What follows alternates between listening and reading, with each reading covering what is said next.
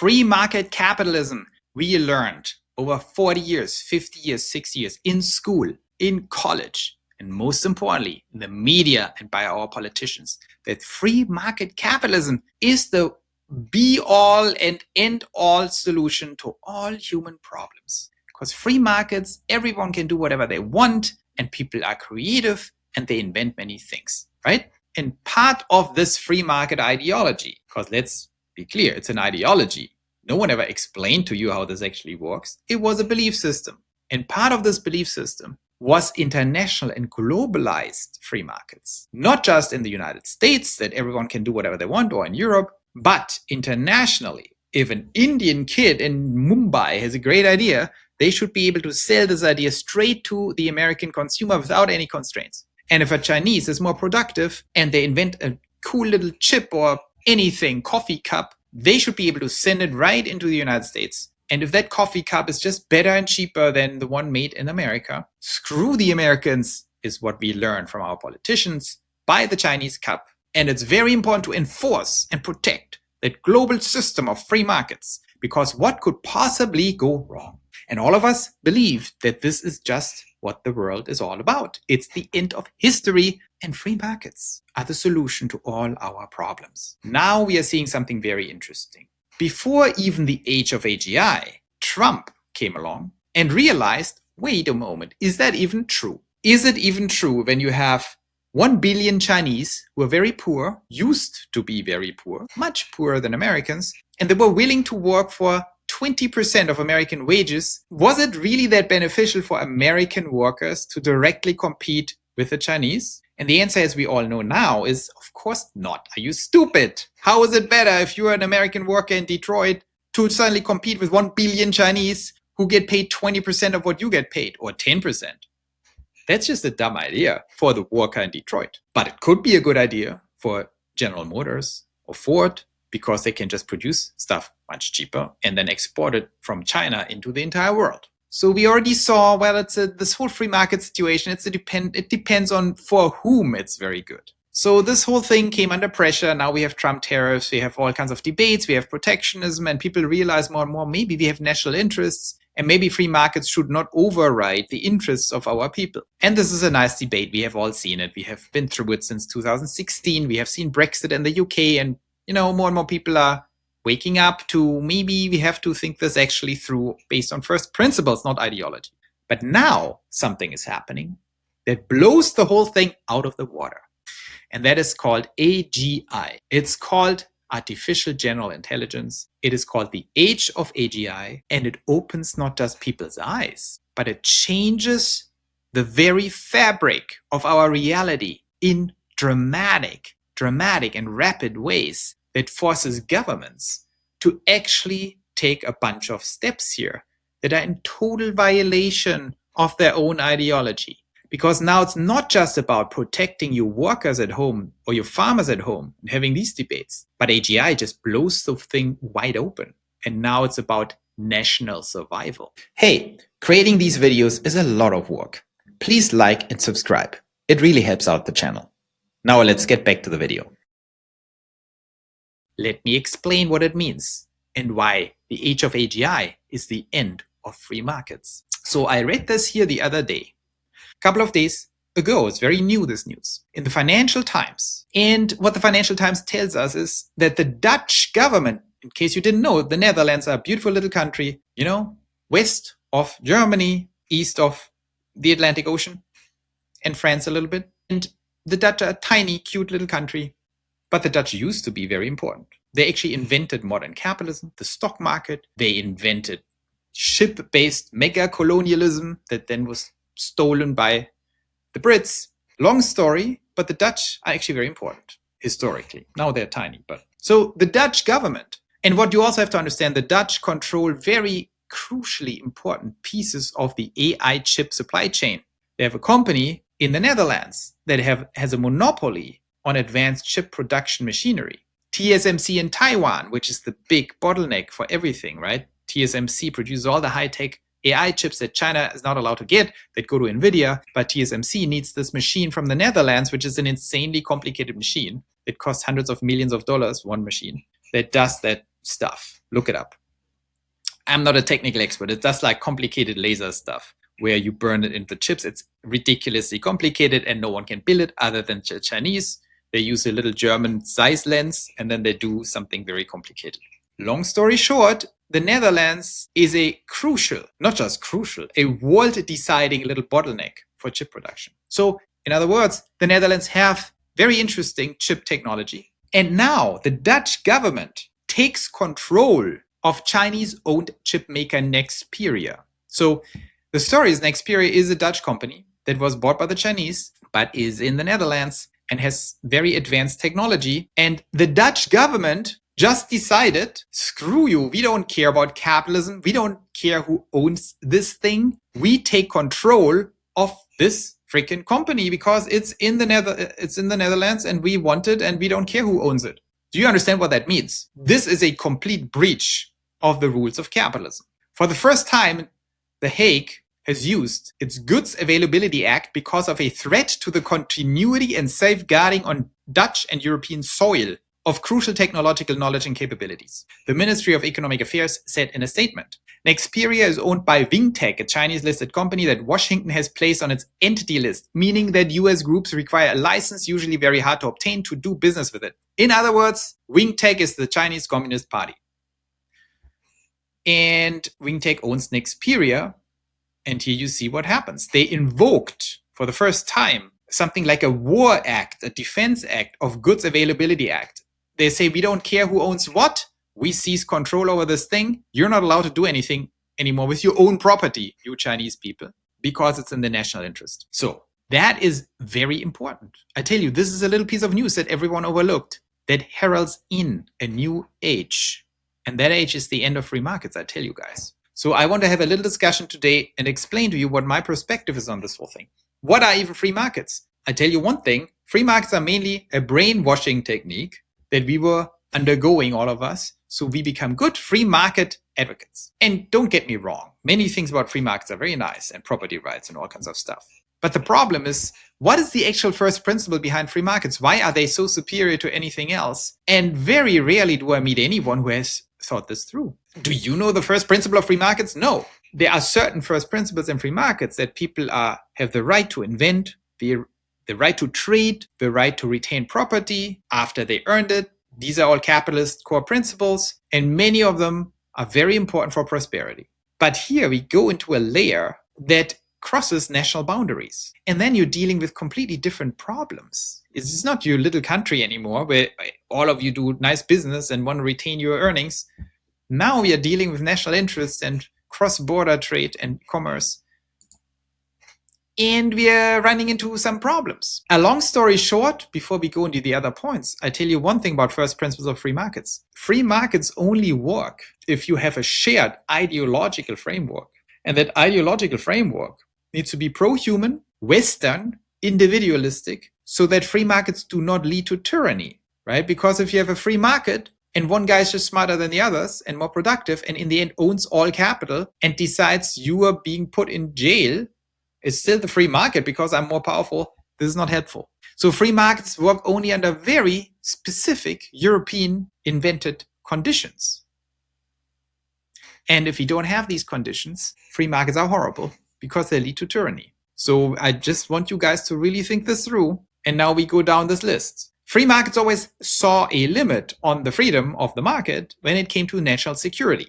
The United States always said, if you build rockets and shoot stuff into orbit, you're not allowed to export this stuff. It's not a free market. You can't go to Iran and say, SpaceX can't just go to Iran and say, do you want an amazing spaceship? And you just have to pay $10 billion. And then Iran says, sure, give me the spaceships. We want to install some stuff in space. Elon goes to jail because it's a violation of national security rules in the United States. If you build cruise missiles, if you build B-2 bombers, you're not allowed to sell them to Russia. You're just not allowed. This is not a free market, right? You can say, why? I have the amazing bomber. It clearly bombs way better than anything else. And the Russians want 10. Who are you to stop me from selling them 10? It's called the free market. But the United States government says, well, there is no free market when we say there is no free market. You cannot sell these things. So we were used to these national security restrictions on the free market, right? And the government can easily, in a state of war, seize control of any crucial supply chain. And we all knew that. But now here's the twist. Here comes the twist. In the age of AGI, in the age of advanced intelligence, people realize more and more that intelligence itself is national security. Intelligence is national security. Because if your enemy or opponent or adversary or maybe potentially future opponent has completely superior intelligence to you, let's assume they don't have bombers, they don't have nukes, they don't have a lot of soldiers, they don't have advanced drones, right? They're just this tiny little random country. But they have AGI that is 1,000 times more powerful than the AGI of the United States, for example, or of the Netherlands. You can forget about the entire military industrial complex superiority of the United States. It's gone if the other side has vastly superior AGI, because they can just rebuild it and beat you. So let that sink in. If intelligence becomes national security, because intelligence is economic power, but rapidly accelerated, and economic power always trumps military power because military power needs to be manufactured by the economy. A stronger economy always beats the weaker economy in a war. But intelligence determines the strength of your economy. And intelligence can now 10-fold, 100-fold, 1,000-fold, or 10,000-fold your economy in no time. And we will soon see that this is actually true much sooner than people think. Well, that means everything is becoming intelligence. Intelligence becomes national security, and therefore everything becomes national security. Okay? So these are very deep first principles, important to wrap your head around. In the state we're moving into, in the age of AGI, everything gets disrupted. The very fabric of our reality gets disrupted. And with that, I mean the fabric of all our assumptions, of our states, of our societies, of our economies, and of our daily life. Because intelligence disrupts money, economics, and then downstream, of course, national security and all these things. This will happen very quickly. We will go into a second into the timeline when all of this is happening. But the Dutch government clearly thinks it's happening now. And the American government, I can guarantee you, also understands it's happening now. And the Chinese government also understands it's happening now. Let's get back to free markets. We needed free markets for only one reason. The only reason we forced poor workers in Detroit to face the worst nightmare, which is a cheap Chinese hardworking guy in Shanghai or Shenzhen who works for 10 or 20% of the wage. It's the worst nightmare of the Detroit worker. Why did we force our poor American Detroit workers into that competition? One word: greed, profit, economic gain. But in the age of AGI, that economic gain does not originate anymore from these free markets. It does originate from AGI. You don't need these national competitions anymore. You don't need open borders anymore. You don't need open trade anymore. All you need is advanced AGI. And if you have that, you can manufacture whatever you want for basically no cost. You can invent anything you want for basically no cost. And the skeptics are saying, Joe, you're just talking. This takes another 100 years. Well, first of all, you agree with me that it's going to happen. We just disagree on the timeline. But I give you a heads up. It's not 100 years. It's at the vastest possible expanded maximum 10 years and very likely 2 or 3 years. We are in complete panic mode, only that we don't know it. And if that happens, the way I predict, all of these assumptions, we can't even start to describe what is, like all these assumptions we have about free markets and trade and everything is going out of the window with enormous disruption pressure. Because once the fabric is disrupted and just works differently, nothing acts faster than the actual market. They will say, wait, stop, wait.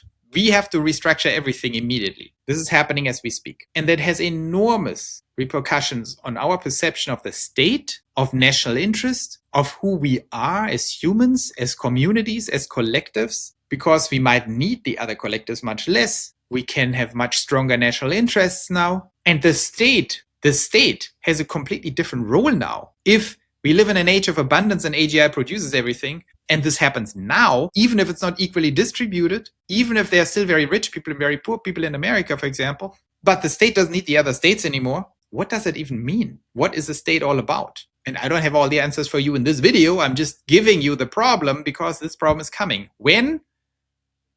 Here's the answer. Now, I always said that 2025 was the year of the singularity. Again, people don't know that. The singularity is a point in time where we enter a process of self-recursive improvement of AGI, which means the development speed of AI goes through the roof and quickly leads to superintelligence. First to AGI, then to artificial superintelligence. And what people don't realize is that the singularity is not a point in time. It's not a switch you flip. It is a process. The development of AGI and AI was human directed. You had these smart coders and mathematicians and algorithm developers for AI. They're sitting there, they're discussing it, they code new stuff and try to improve the AI. But at some point, the AI takes over and does it itself. And then you have explosive self-improvement. But that is not a point in time, it's a process. What happened in 2025 is for the first time, the AI took a significant piece and chunk out of this process of AI improvement. So in 2025, we started to deploy AI at scale in coding and math development and algorithmic development and data preparation for AI itself. And that means we have initiated the singularity, which has many, many repercussions. And from now on, it's just an exponential race to ASI.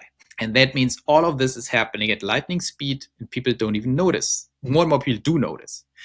And my prediction is 2025 is the year of the singularity where it started.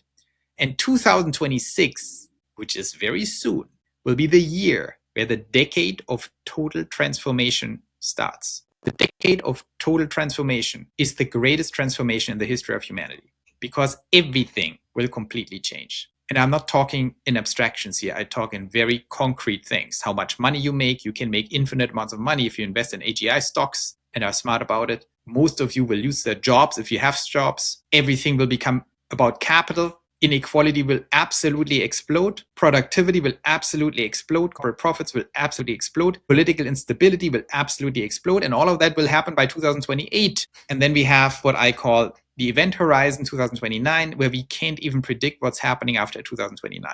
We just know 10 years from 2026, 2036, the world will not be the same. Not the power structures, not the effective borders, not who's in control. Everything will fundamentally change. That is, by the way, why you should go to pioneerlands.net. I'm plugging it here. That's the whole purpose of my channel, to get people into Pioneerlands. It's free. There we meet the people and collect the people who understand these things and have one thing in common, that we are saying we need to think about this now and we need to figure things out and we need to be able to take action once we figure out what the action is. And we have some very good ideas there. And action number one, by the way, is make money, because money is going to be very important, because everything collapses into capital and reality engineering. Labor and technology and all these things become unimportant. So that is my take on this.